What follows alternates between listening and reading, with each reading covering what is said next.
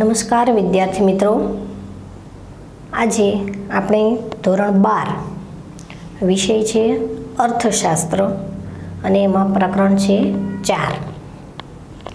ચોથું પ્રકરણ બેન્કિંગ અને નાણાકીય નીતિ. બેંક શબ્દથી તમે પરિચિત છો જ, કારણ કે ધોરણ 11માં બેંક શબ્દ આવી ગયો છે. બેંકનો અર્થ, તેના કાર્યો, મધ્યસ્થ બેંક કોને કહેવાય કે જે આરબીઆઈ બેંક છે તે. અહીંયા પણ આ ટોપિકની પહેલાંનો ટોપિક છે, એમાં આપણે આરબીઆઈ મધ્યસ્થ બેંક, એનો ઉદ્ભવ અને વિકાસ, એનો અર્થ, ક્યારથી કેવી રીતે અસ્તિત્વમાં આવી, તેના કાર્યો, આ બધીની આપણે વિગતે ચર્ચા કરી છે. તો હવે આજે આપણે આ બેન્કિંગ અને નાણાકીય નીતિ, એ ચેપ્ટરનું નામ છે, એમાં 2 ટોપિક આવે છે, એક બેંકનો અને બીજો નાણાકીય નીતિનો. બેંકના ટોપિક છે તે આપણે જોયો. હવે આવે છે નાણાકીય નીતિ. તો નાણાકીય નીતિ કેવી છે તેને આજે આપણે સમજીશું. હવે આ નીતિ કોના દ્વારા નક્કી કરવામાં આવે છે, તેનો કેવી રીતે અમલ કરવામાં આવે છે, કોના દ્વારા અમલ થાય છે, તેની ચર્ચા આપણે જોઈએ. તો નાણાકીય નીતિ છે એના કાર્યો જોતા પહેલાં આપણે તેના અર્થને સમજીએ કે કોને કહેવાય નાણાકીય નીતિ. નામ પ્રમાણે જ ગુણ, આપણે કહીએ ને એવી રીતે કે જે એનું નામ છે એમાં જેનો અર્થ છે નાણાકીય નીતિ, એટલે કે નાણાંને લગતી નીતિ. સાદા શબ્દોમાં કહીએ તો કે નાણાંને લગતી નીતિ એટલે નાણાકીય નીતિ. પણ અર્થશાસ્ત્રની પરિભાષામાં નાણાકીય નીતિનો સ્પષ્ટ અને ચોક્કસ અર્થ આપેલો છે. સ્પષ્ટ અને ચોક્કસ અર્થ એટલે શું આપ્યો છે? તો કે નાણાકીય નીતિ એટલે અર્થતંત્રમાં નાણાંની માંગ અને નાણાંના પુરવઠાનું સંચાલન કરવા અંગેની નીતિ. શું કીધું? સમગ્ર અર્થતંત્રમાં કોઈ એક જગ્યાએ કે કોઈ એક ક્ષેત્ર પૂરતું નહીં, પણ સમગ્ર અર્થતંત્રમાં નાણાંની માંગ અને નાણાંના પુરવઠા છે તેનું સંચાલન અને નિયંત્રણ. નાણાંની માંગ કેટલી છે અને નાણાંનો પુરવઠો કેટલો છે તેનું સંચાલન કરવું અને તેના ઉપર નિયંત્રણ રાખવું. એટલે કે આવા નીતિ નિયમો બનાવેલી નીતિ નાણાંને લગતી નીતિ એટલે કે નાણાકીય નીતિ.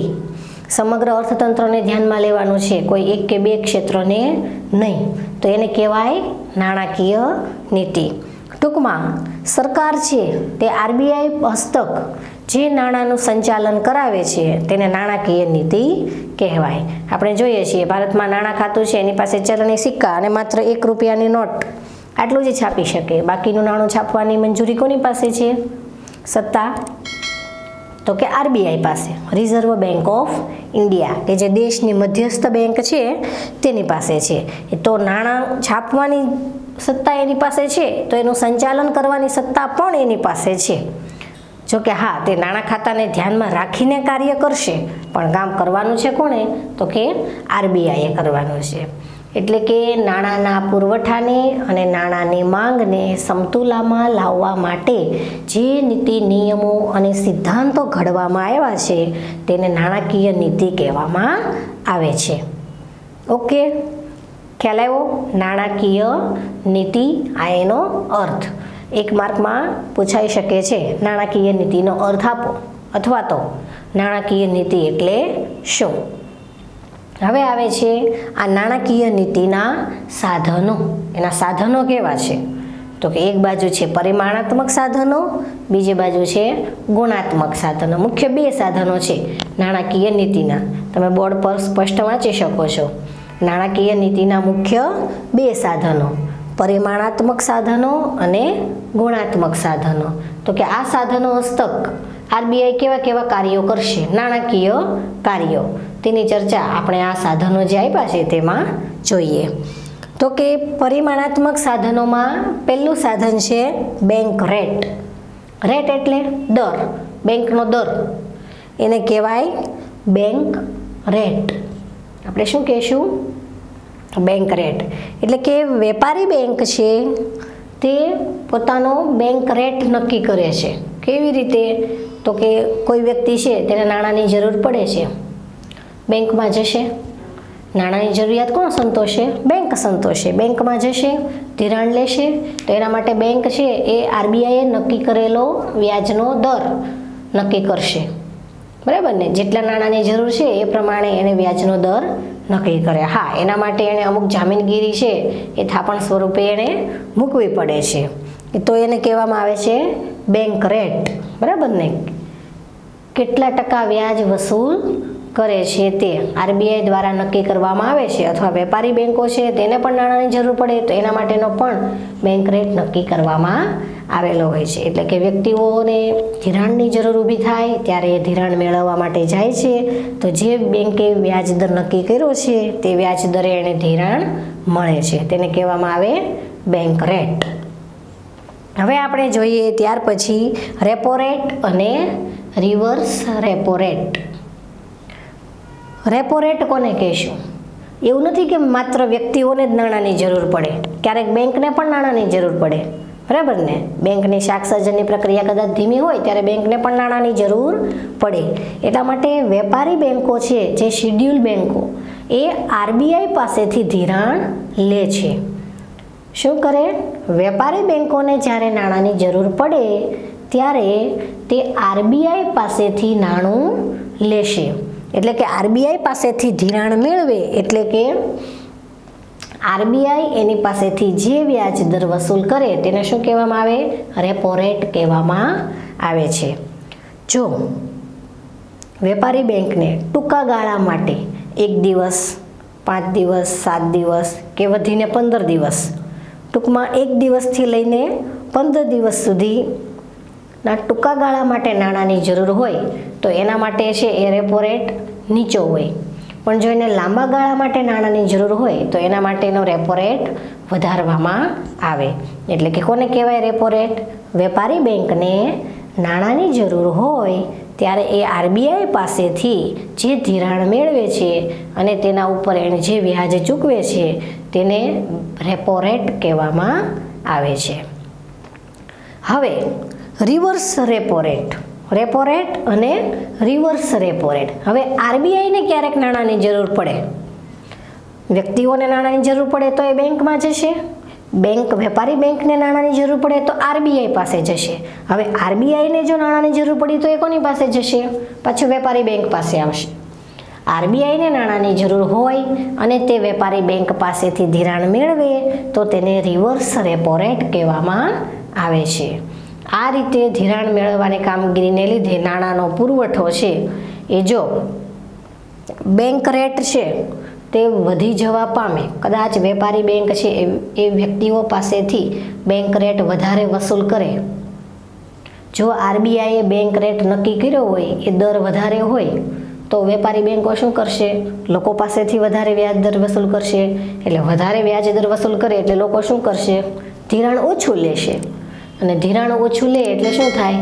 અર્થતંત્રમાં નાણાંનો પુરવઠો ઘટે, પણ જ્યારે એટલે કે ફુગાવાની પરિસ્થિતિ ન હોય, બરાબર? નાણાંનો પુરવઠો જો વધી જાય તો ફુગાવો અસ્તિત્વમાં આવે, એટલે કે ફુગાવાની પરિસ્થિતિ હોય તો બેંક રેટ વધારવામાં આવે, એનાથી વિપરીત જો મંદીની પરિસ્થિતિ હોય તો બેંક રેટ છે તે આરબીઆઈ ઘટાડી દે છે। તો આ રીતે બેંક રેટ, રેપો રેટ અને રિવર્સ રેપો રેટ છે એ આ રીતે કાર્ય એનું થતું હોય છે। ત્યાર પછી આવે છે પરિમાણાત્મક સાધનોમાં કપરા સમયમાં સ્થિરતા લાવવા માટેની જોગવાઈ। કેવો સમય? કપરો સમય।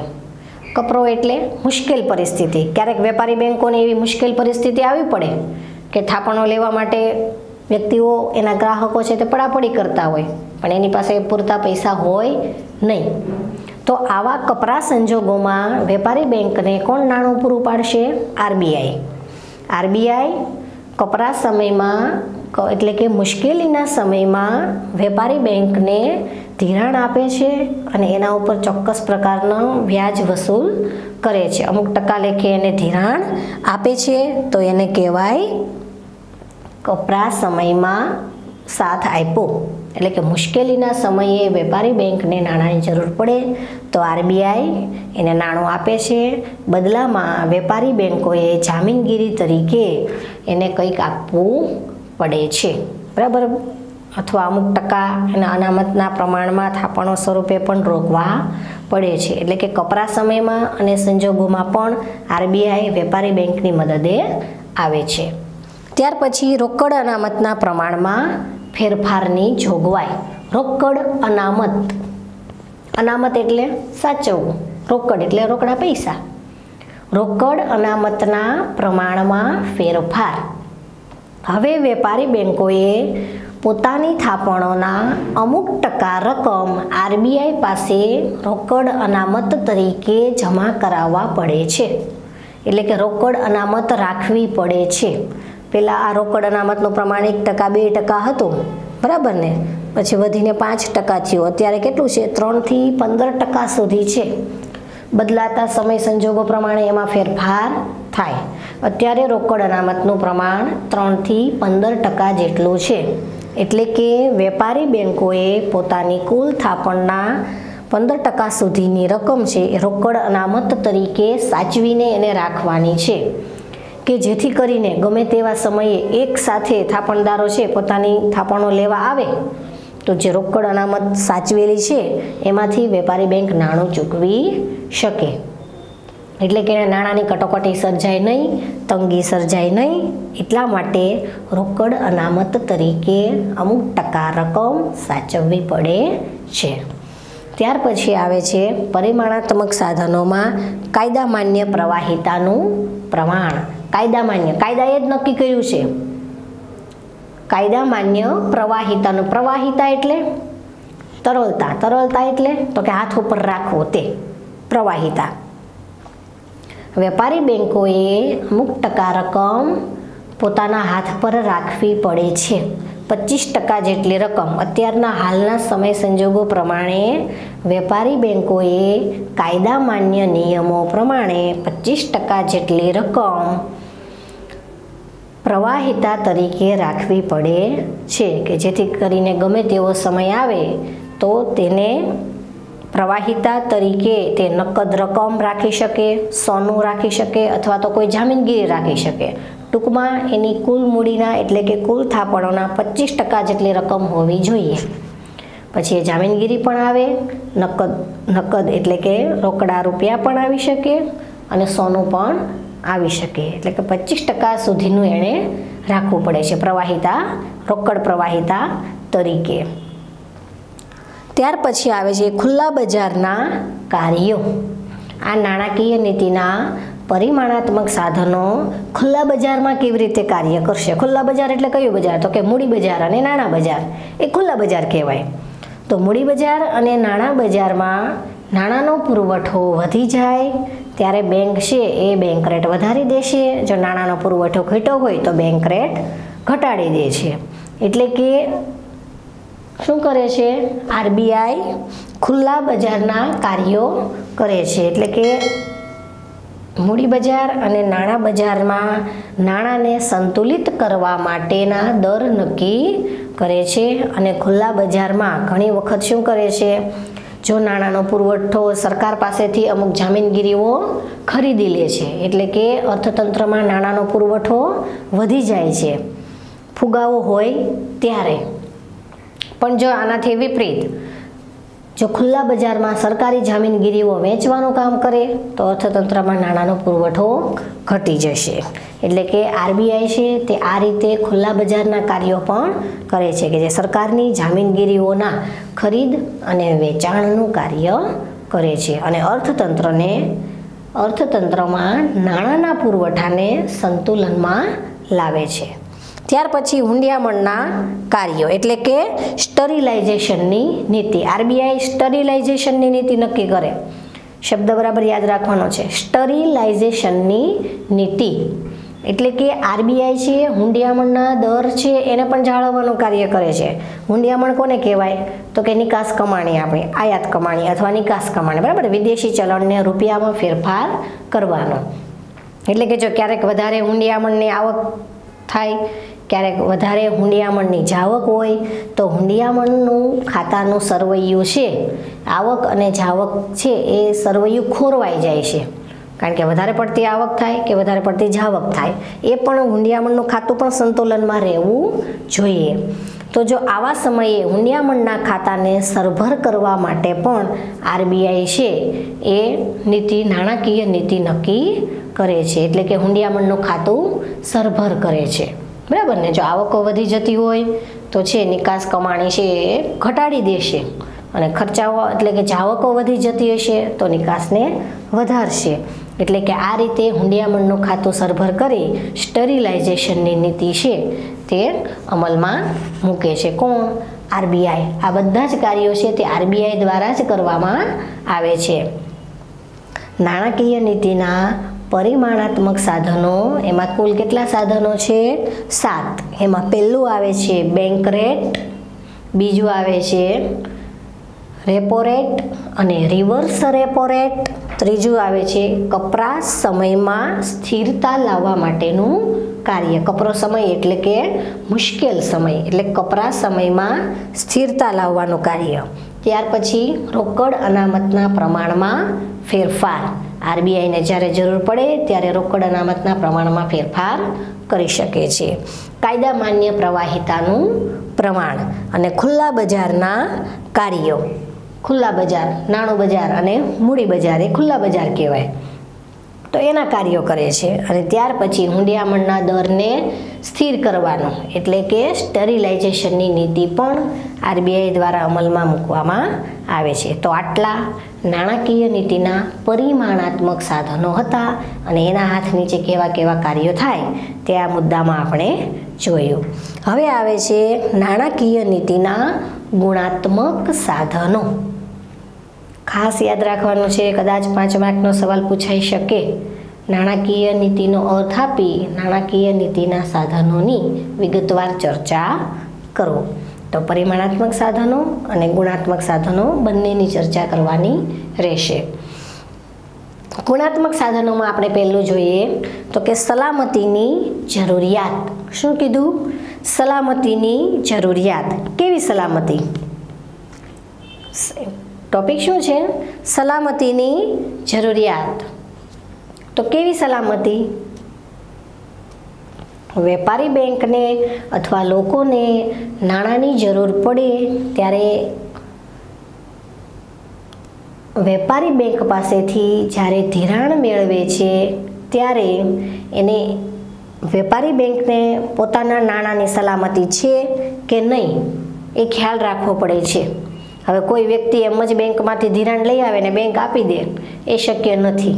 બરાબર ને? બેંક કંઈ એમનામ ધિરાણ આપશે નહીં. જો બેંકમાંથી લોન લેવી હોય, ધિરાણ લેવું હોય તો સામે આપણે કોઈને કોઈ વસ્તુ ગીરવે મૂકવી પડે છે.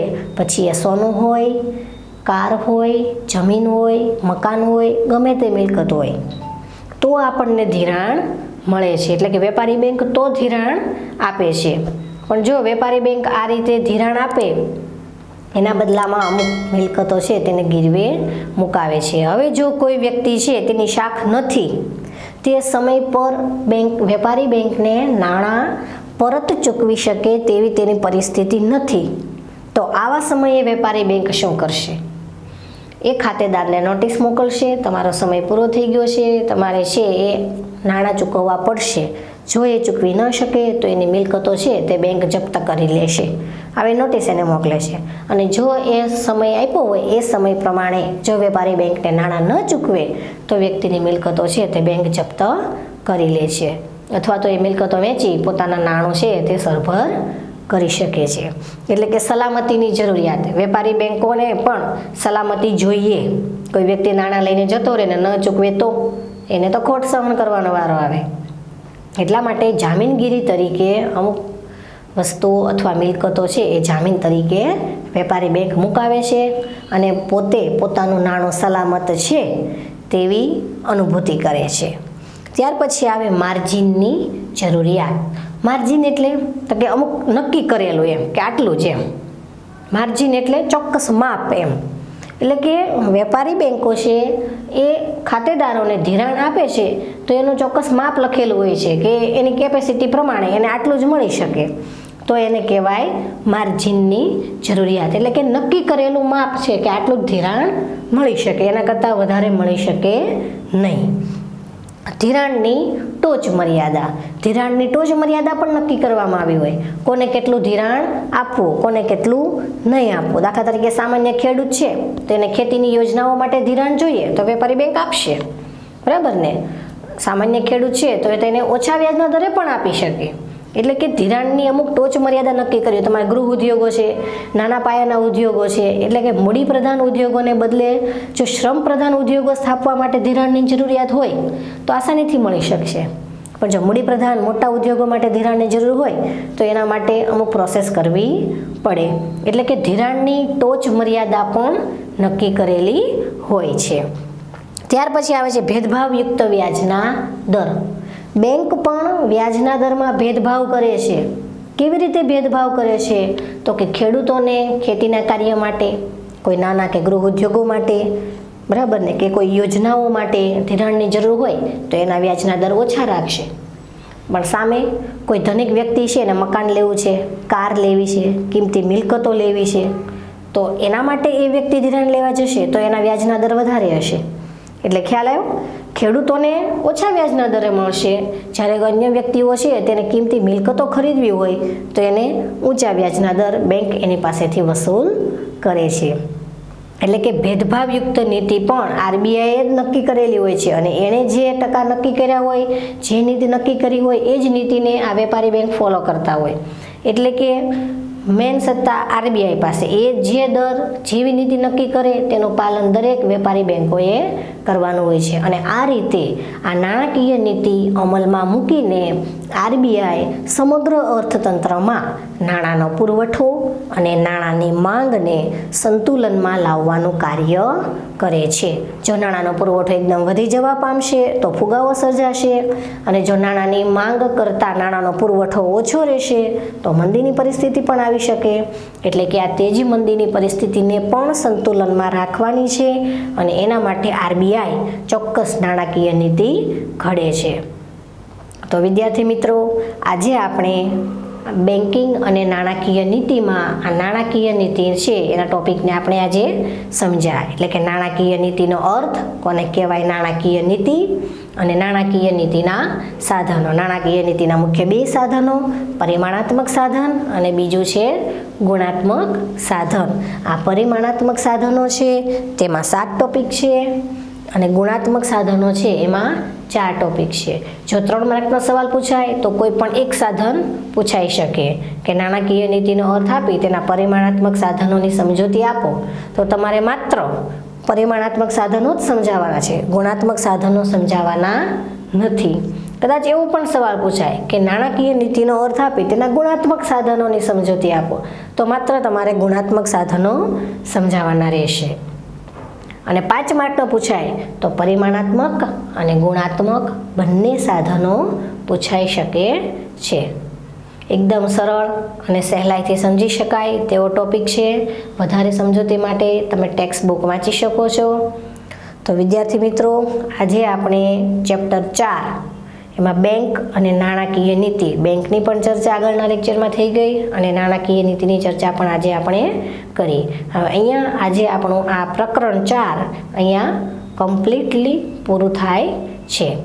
બરાબર. પરીક્ષા માટેની તૈયારી કરવા માટે તમારે સ્વાધ્યાયના પ્રશ્નો અને એ સિવાયના પણ જે મહત્ત્વના પ્રશ્નો છે તેની તૈયારી તમારે જાતે કરવાની રહેશે. Thank you.